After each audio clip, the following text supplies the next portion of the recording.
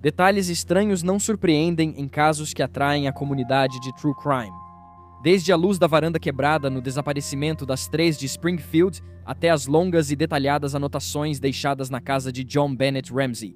Há uma abundância de casos não resolvidos com pistas estranhas que fazem muitos de nós passarmos anos nos perguntando sobre isso. Mas muitas vezes, esses pequenos detalhes parecem mais um obstáculo do que uma ajuda. No episódio de hoje, vamos explorar 2 casos peculiares que levantam mais perguntas do que respostas.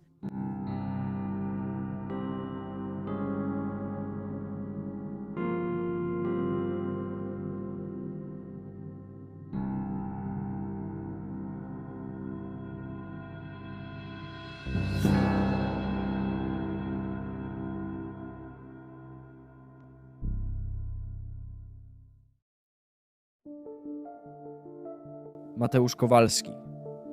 Originalmente de uma pequena vila no sudeste da Polônia chamada Hutkow, Mateusz Kowalski passou os últimos 5 anos de sua vida trabalhando em Hanover, na Alemanha, como operário da construção civil.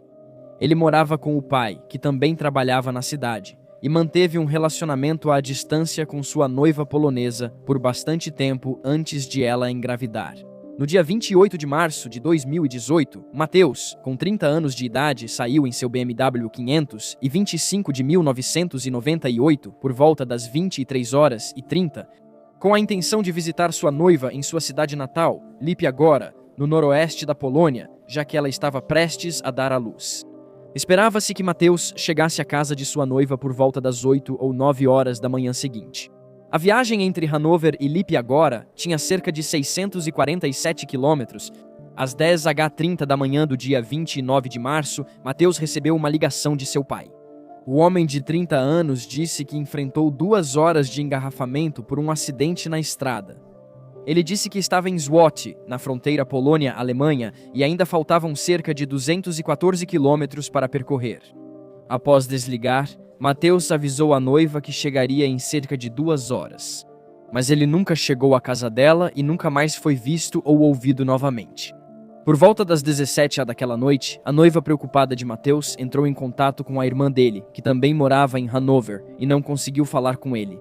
Preocupada com a segurança de Mateusz, sua mãe na Polônia chamou a polícia para comunicar o desaparecimento dele. Mas os policiais com quem ela falou a desencorajaram de fazer isso e acreditavam que ele voltaria em breve. Após um curto período de espera, no entanto, a família conseguiu registrar boletins de ocorrência de pessoa desaparecida, tanto na Polônia quanto na Alemanha, e a investigação começou. A polícia alemã imediatamente se recusou a investigar, pois acreditava que os investigadores poloneses já cuidavam do caso. Isso atrasou a investigação, pois a família de Mateusz pediu às autoridades para localizar seu telefone, mas a polícia polonesa informou que não podia, já que ele usava um chip alemão. As autoridades alemãs alegaram que não podiam realizar a tarefa porque ele sumiu na Polônia. Logo depois, investigadores notaram que o telefone de Mateusz nunca se conectou a uma rede polonesa, levantando dúvidas sobre a história do pai, sobre a ligação com o jovem de 30 anos. Porém, isso foi esclarecido, e Mateusz aparentemente teve uma breve ligação com o pai na manhã de 29 de março. Cansada da burocracia que dificultava a investigação, a família de Mateusz resolveu iniciar sua própria investigação sobre o desaparecimento dele. Eles procuraram pelas ruas, solicitaram imagens de câmeras de segurança aos donos de estabelecimentos locais e perguntaram pela cidade, mostrando a foto do ente querido desaparecido e pedindo para que testemunhas se apresentassem.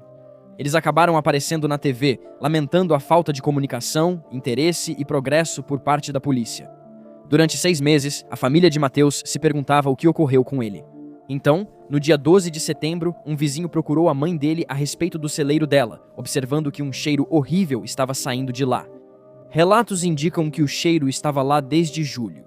A mãe de Mateusz pensou que era um animal morto, mas como não achou nada, o vizinho se ofereceu para subir ao sótão do celeiro e procurar a criatura. Ela concordou. Lá no sótão, o vizinho encontrou uma pilha de roupas e alguns objetos, incluindo uma mochila. No entanto, ao olhar mais de perto, ele ficou horrorizado ao perceber que tinha encontrado um corpo. Olhando para cima, ele percebeu 2 laços de enforcamento pendurados no teto. O calor do verão fez com que o corpo se decompusesse rapidamente. Como resultado, a cabeça estava separada do corpo, e estava em um estado tão ruim que era impossível identificar o cadáver apenas olhando para ele. No entanto, a mochila no chão foi identificada positivamente como pertencente a Matheus, então as autoridades naturalmente concluíram que o corpo devia ser do homem de 30 anos desaparecido. O corpo foi identificado de forma conclusiva como Matheus. Logo após encontrarem o corpo, as autoridades classificaram a morte como suicídio e devolveram os pertences de Matheus à família. Vale notar que a casa da mãe dele era na direção oposta à da noiva. 4 dias depois, a família dele encontrou o pé de Matheus separado do corpo, ainda dentro do sapato, provando que a investigação tinha sido apressada e negligente. Também não está claro por que não foi observado durante a autópsia que o pé dele estava faltando.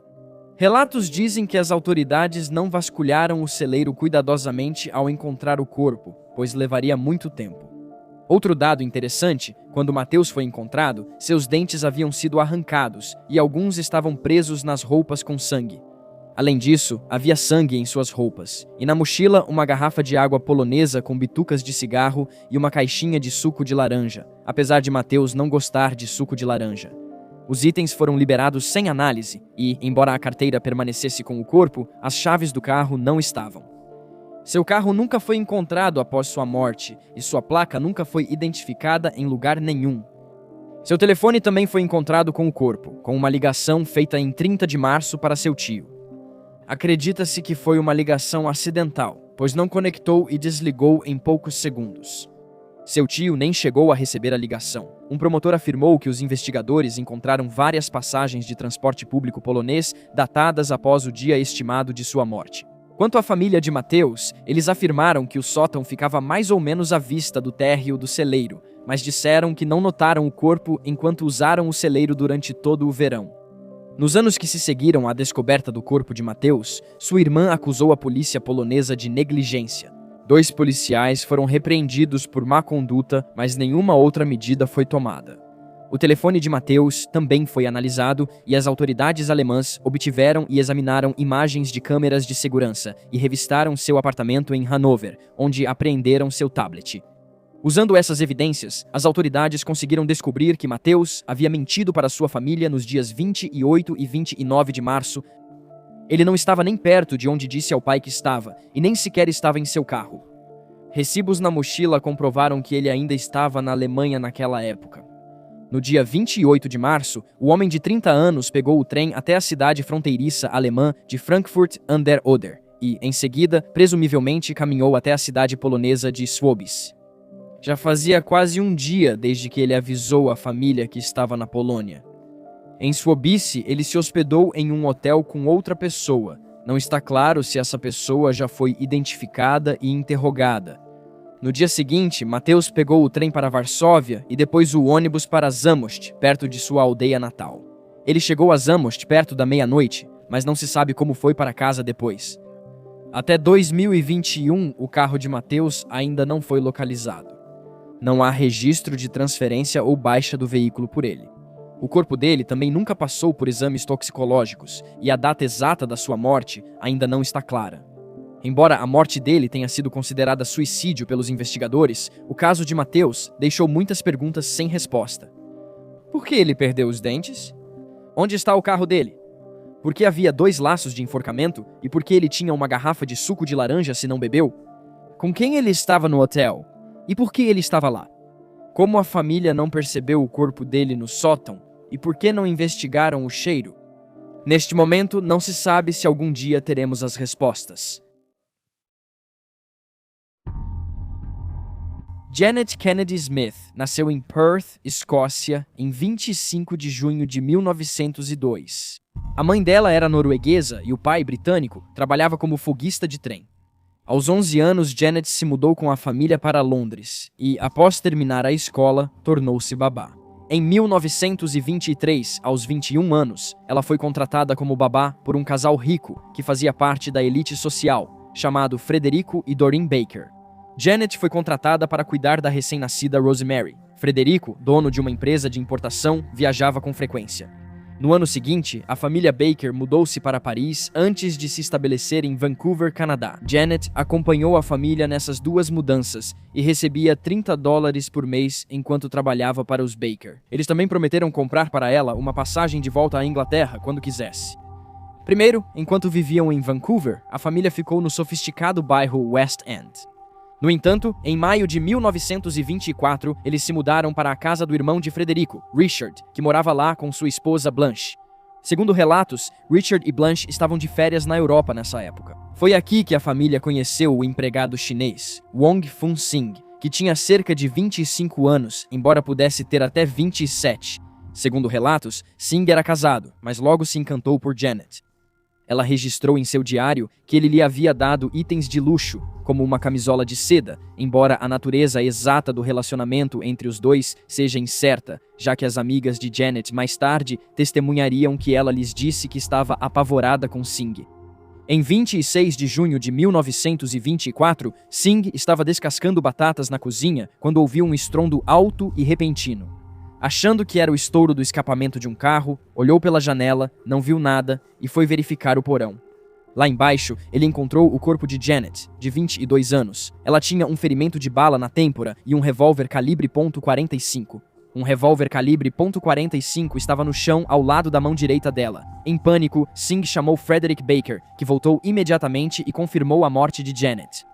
As autoridades foram rapidamente chamadas ao local, e a investigação subsequente, ou a falta dela, foi liderada pelo policial James Green, do Departamento de Polícia de Point Grey. A investigação já estava condenada. Quando Green chegou, ele manuseou o revólver que Janet teria usado para atirar em si mesma, eliminando possíveis impressões digitais na arma. A área também estava suspeitamente limpa, não havia sangue nem qualquer massa encefálica.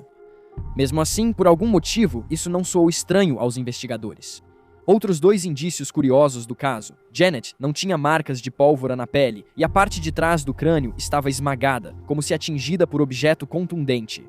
Apesar dessas anomalias, Green declarou a morte da jovem de 22 anos como suicídio e chamou os agentes funerários, instruindo-os a embalsamar o corpo. Isso foi, claro, outra atitude incomum, porque em casos de morte violenta era mais comum que o corpo fosse embalsamado após a realização da autópsia, e não antes. Durante o embalsamamento de Janet, o agente funerário notou queimaduras inexplicáveis em um lado do corpo.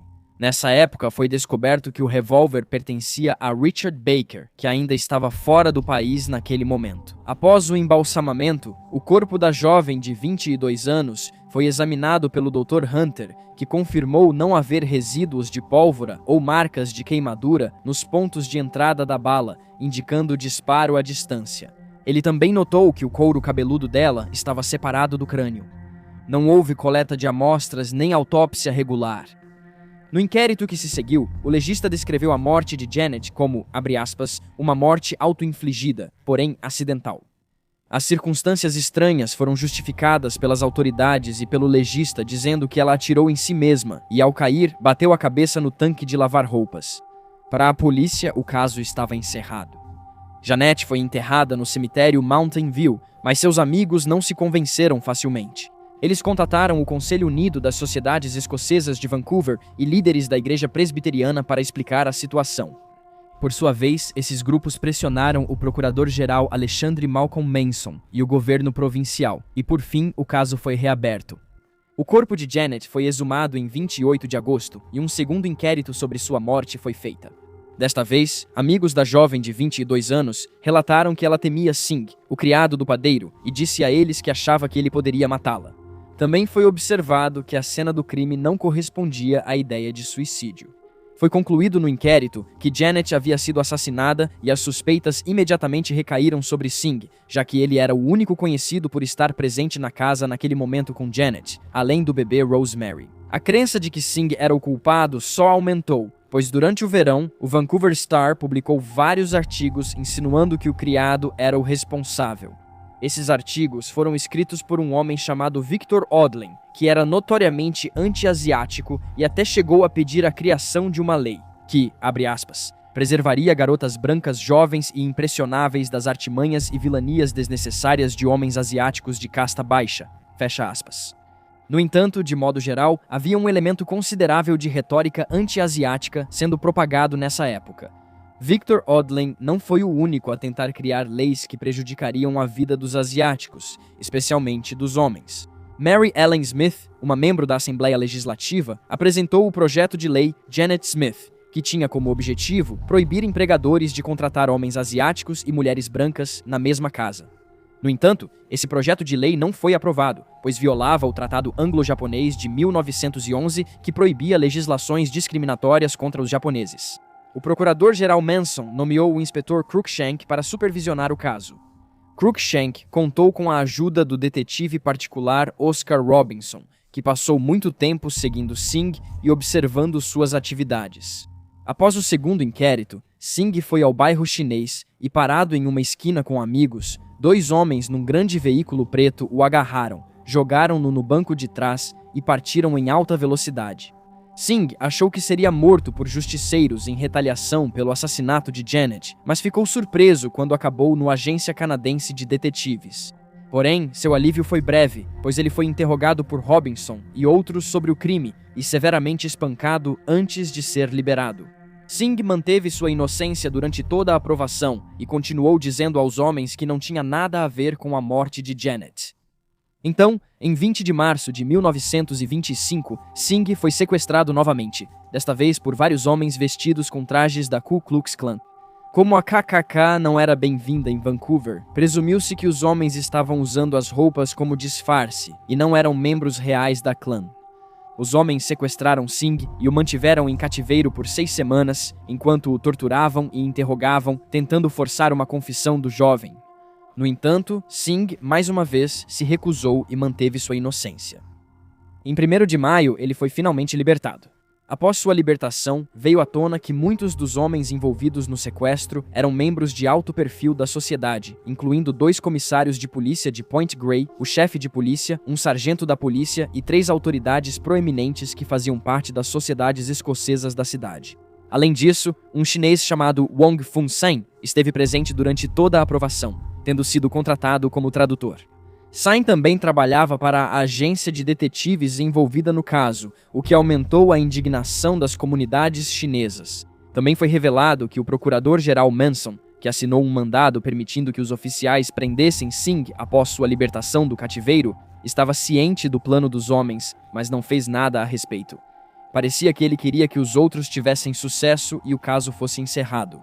Um dos envolvidos no sequestro se declarou culpado, enquanto um detetive e seu filho foram condenados, mas receberam forte recomendação de clemência do júri. Os demais policiais de Point Grey foram absolvidos de qualquer irregularidade e, em uma decisão altamente controversa, o governo impediu que qualquer outra pessoa fosse processada em relação ao incidente. Manson não recebeu nenhuma punição disciplinar, mas sua carreira foi irremediavelmente prejudicada por sua participação no esquema. Pouco depois disso, Singh foi julgado pelo assassinato de Janet, mas o caso foi rapidamente arquivado por falta de provas. Depois disso, ele voltou a trabalhar para a família Baker, antes de retornar para Hong Kong ou China em 1926. Embora muitos atribuíssem o crime a Singh, outro boato surgiu após uma testemunha afirmar ter participado de uma festa sexual regada a álcool na casa dos Baker, onde a cabeça de Janet teria sido esmagada. Ela só foi baleada numa tentativa de encobrir o crime inicial. Boatos locais diziam que a jovem de 22 anos foi agredida sexualmente e morta por homens jovens e ricos, que subornaram as autoridades para encobrir o crime. Frederick Baker negou organizar uma festa sexual, mas também era acusado pela Scotland Yard de envolvimento com contrabando de drogas, tornando-o uma testemunha não confiável. De forma semelhante, Jack Nichol, filho do vice-governador Walter Nichol, revelou à enfermeira em seu leito de morte que participou da festa na casa dos Baker e foi flagrado em atitude íntima com Janet no banheiro enquanto estava bêbado. Na época, ele estava namorando Blanche, irmã de Baker, e ficou apavorado com a possibilidade de que a notícia sobre ele e Janet chegasse até ela. Em pânico, ele empurrou a jovem de 22 anos que bateu a cabeça em uma torneira e morreu instantaneamente. O fato de ela ter sido baleada teria sido mais uma tentativa de encobrir a festa com drogas e sexo, frequentada por muitos dos ricos e poderosos de Vancouver. No entanto, Nicole nunca foi acusado em relação ao caso, e não está claro se o que ele disse tinha algum fundamento. Já se passaram quase 100 anos desde que Janet Smith morreu em 1924, mas infelizmente seu caso ainda permanece sem solução. E aí estão os fatos. Por favor, deixe um comentário aqui embaixo com suas próprias teorias e especulações, e lembre-se de curtir este vídeo e se inscrever para apoiar o canal. Obrigado por assistir. Fique atento, se cuide e nos vemos na próxima.